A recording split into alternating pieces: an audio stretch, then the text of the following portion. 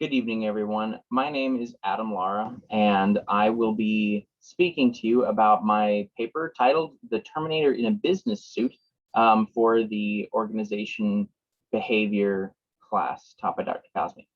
Now, my paper consists of a few topics, a few about how social media portrays modern AI as a threat, how it is a tool, but can be a double-edged sword, and concludes with a few solutions to how we can mitigate as much of the fear as possible.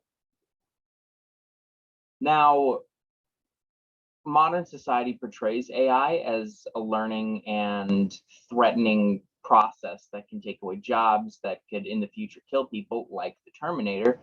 And this creates a negative association with AI.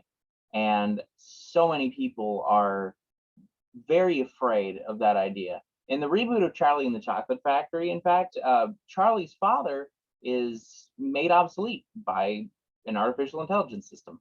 And most people would see that and think, well, I bet that could happen to me too. Well, I don't like AI now.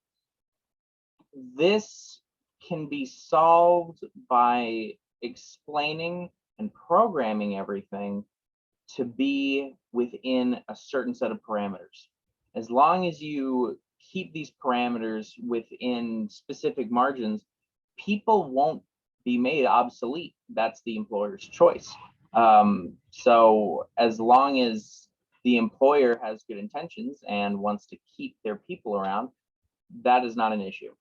AI can be taught to teach. Now, AI can be programmed to show employees how to do each process of the company in a specific way and learn from how they respond to see if they're lying, if they're really being accountable for what they're doing, and more. Now, the problem with this is that AI is not perfect and it will make mistakes. And so it could sometimes reinforce some things that most companies would deem negative, like, I don't know, specific answers that are not actually correct, but the AI deems correct. The AI is not a bad thing in the long term. And in short term, I have a few options that would lead to a better workplace environment for AI. For starters, the best way to mitigate any issues with AI is to give them limitations. If you give an AI a limitation, it will not cross that boundary because AI are not that smart yet. So that would keep people with their jobs. The next step would be to familiarize all your employees with how each system works within each job scenario and provide an explanation as to why it is helpful.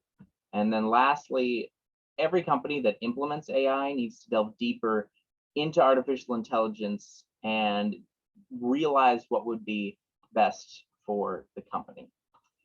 Thank you.